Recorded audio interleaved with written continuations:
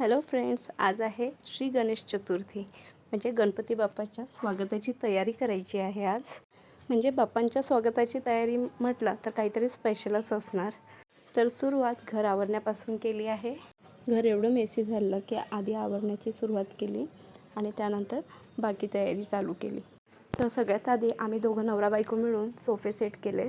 आता गणपती बाप्पाचं डेकोरेशन करण्यासाठी थोडी स्पेस हवी होती. त्यासाठी एक सोफा अपोजिट डायरेक्शनमध्ये ठेवलेला आणि बाकी सोफे जागच्या जागी ठेवलेत. आता सोफ्याचे कवर आणि पिलो सेट करून घेत आहे. तसं तर सोफा सरकवण्यातच मी थकून गेली आणि मला थकलेलं बघून माझ्या मुलाने पण मला मदत करण्याचा प्रयत्न केला. मदत करण्याचा प्रयत्नच नाही तर त्याने मला खूप काही मदत पण केली. आता इथे गणपती बाप्पाचं सामान ठेवण्यासाठी टेबल लावून तर घेतला, पण त्याला क्लीन नव्हतं केलं. तर मी ते करून घेतलं कारण आमची लताताई यायची होती. लताताई येईपर्यंत मला जेवढी सफाई होते तेवढी मी करून घेतली. तर मी मुलांची गाडीसुद्धा पार्किंगला लावून घेतली. तर ही जागा ना मुलांच्या गाडीच्या पार्किंगची आहे. यातनं एक सायकल मिसिंग आहे, ती खाली गोडाऊनमध्ये ठेवलेली आहे. आता बघा जागच्या जागी असलेले सोफे पण सेट करून घेत आहे. तसं तर खूप काही डेकोरेशन करायचं नव्हतं आणि मी करू पण शकली नाही कारण माझ्या मुलीला झालेलं आहे चिकन पॉक्स. त्यामुळे ती खूप त्रासीत होती आणि तिने मला खूप त्राससुद्धा दिलेला कारण तिला स्वतःला खूप त्रास होत होता आणि ती सहन करण्याच्या एजमध्ये नाही आहे. ती फक्त 1.5 वर्षाची असल्यामुळे तिला पण सहन होत नसेल आणि त्यामुळेच ती खूप चिडचिड करत होती. तर अख्खा दिवस मला तिला सोबत घेऊन बसावं लागलं, म्हणून मी खूप काही तर करू नाही शकली. आणि न बोलतं बाळ जर आजारी पडलं तर त्या आईला तर असं वाटतं ना की काय त्रास होत असेल, दुखत तर नसेल किंवा अजून काय त्रास होत असेल. तर माझं अर्ध नाही तर पूर्णच मन माझं तिच्यामध्येच होतं की काय होत असेल, हिला काय दुखत असेल. पण एनिवे आज ती बऱ्याचपैकी ठीक आहे. तर घर आवरताबरोबर मी माझ्या बाळाचे हातपाय पुसून दिले ओल्या कापडाने आणि तिला ड्राय करून दिलं. तिला थोडा तर ताप होताच, म्हणून आज काही मी तिची आंघोळ केली नाही तर ओल्याच कापडाने पुसून दिला. आणि काय नागपूरला थोडा पाऊसही होता त्यामुळे आंघोळ करणं काही शक्य नव्हतं. तर आता हिला डॉक्टरने दिलेली क्रीम लावून घेतली आणि हिला झोपवायचा प्रयत्न केला.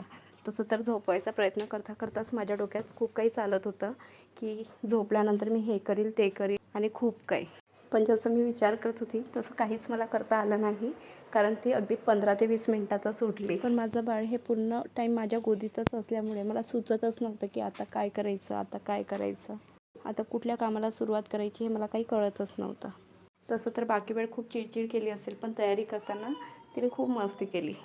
खूप इकडे तिकडे पळापळी पण केली आणि त्यानंतर मी तिला कपडे घालून फायनली तिला मी झोपवूनच दिला.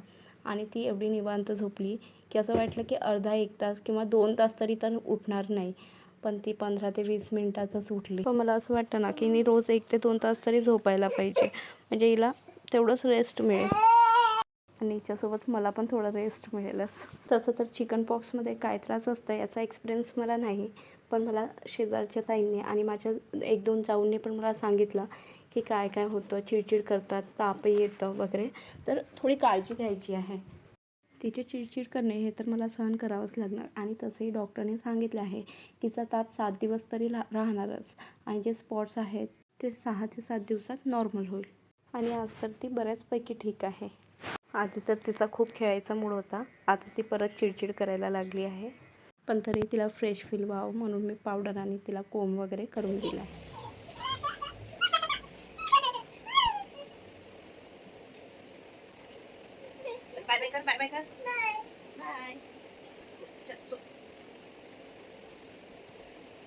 तर फायनली काशू झोपली आणि मी रूमच्या बाहेर आली, म्हणजे हॉलमध्ये आली. तर आता तुम्ही बघा माझा हॉल बऱ्याचपैकी नीट अँड क्लीन झालेला आहे कारण जेव्हा काशूला झोपायला मी वर गेली होती तेव्हा लताताई आल्यात आणि झाडू पोछा भांडे वगैरे करून निघून गेलेत. आणि काल होती हरतालिका, तर मी काल गौरीची पूजा केली. आज मला गौरीचं विसर्जन करायचं होतं, त्यासाठी मी नैवेद्यासाठी एक साखरेची चपाती केली आणि नैवेद्य दाखवून गौरी विसर्जनाची तयारी केली. तसं तर गौरी विसर्जन हे मी घरीच करते. आता इथे गौरी विसर्जनच्या टाईमला काशू झोपून उठून गेली आणि परत त्रास द्यायला लागली. पण आता तिला परत झोपवण्याचा पेशन्स माझ्यात नव्हता कारण मी तिला झोपवण्यातच वेळ घालवेल ना तर माझी बाकीची कामं राहून जाणार आणि मी जागच्या जागी पॅनिक होत राहील की गणपती बाप्पाच्या आगमनापर्यंत माझी तयारी होईल की नाही होईल. त्यासाठी गौरी विसर्जन केला आणि रांगोळी काढण्यासाठी बाहेर आली. बाहेर येऊन बघते तर पाऊस येत होता तसं तर आज सकाळपासून 2 ते 3 वेळा पाऊस येऊन बंद झाला होता, पण आता परत स्टार्ट झालेला. तर आता बघा मी रांगोळी काढायला बसली आणि तुम्ही आता विचार करत असाल की रांगोळी काढते मी, तर व्हिडिओ कोण काढत असेल? तर व्हिडिओ हा माझा मुलगाच काढतो आहे. आज खरं तर त्याच्यामुळेच मी व्लॉग बनवलेला आहे, कारण तो जास्त इंटरेस्टेड आहे. तो मला खूपदा बोलला की मम्मा मी व्हिडिओ काढतो, तू व्लॉग बनव ना, माझं पण व्लॉग बनव ना. तर आज मी डिसाईड केलं की चला मी आज याचं व्लॉग करतेच. तर बघा रांगोळी कंप्लीट होताच काशूने एक रांगोळीचा डबा पूर्ण त्या रांगोळीवरच घालून दिला.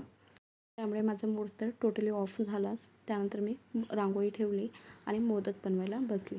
मोदक बनवून झाल्यानंतर मी पटापट स्वयंपाक केला आणि परत एक रांगोळी काढायला बसली. तसं तर रांगोळी मला खूप छान अशी परफेक्ट वगैरे येत नाही. मी मोबाईलमध्ये बघूनच काढते. पण आता माझ्याकडे वेळ कमी होता म्हणून मी शॉर्टकटमध्ये सिंपल रांगोळी काढून घेतली. तसं तर खूप काही तयारी करता आली नाही, पण गणपती बाप्पा घरी येणारच होते हे माहीत होताच. मी पटापट सगळी तयारी करून घेतली आणि गणपती बाप्पाचं स्वागत करायला पुढे आली. आता मी यांचे पाय धुवून आरती ओवाळली आणि यांना आत यायला सांगितलं. आत येताच गणपती बाप्पाची जागा तर तयारच होती आणि मी पण त्यांच्या स्वागतासाठी तयार होतीच. तर फायनली आज दिवसभराची वाट संपली आणि गणपती बाप्पाचं वेलकम झालं. तसं तर मला साडी आवडतेच. आज माझी खूप इच्छा होती की साडी घालून गणपती बाप्पाचं स्वागत करायची.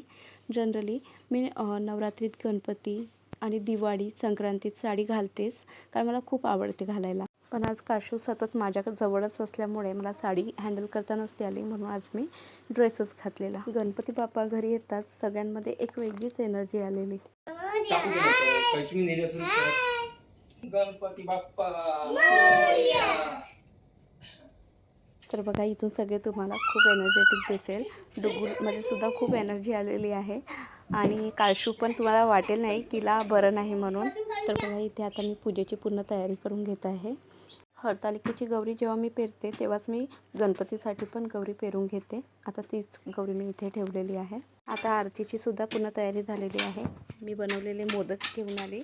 दरवर्षी आम्ही पहिल्या दिवशी मोदक तर बाहेरूनच आणतो, पण यावर्षी तर मी डिसाईड केलेलं आहे की मी 10 दिवशी 10 प्रकारचे मोदक बनवणार आहे आणि ते तुम्हाला माझ्या शॉर्ट्समध्ये, व्हिडिओजमध्ये दिसत राहील.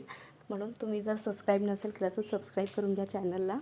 आता गणपती बाप्पाची आरती झाली, सगळ्यांना प्रसाद वाटून नमस्कार केला आणि असा आजचा दिवस आमचा खूप हॅपीली गेला. सगळे खूप हॅपी होते. एंड ऑफ द डे काशूसुद्धा खूप हॅपी दिसायला लागली. तर आजचा ब्लॉग इथेच संपवते. Bye bye.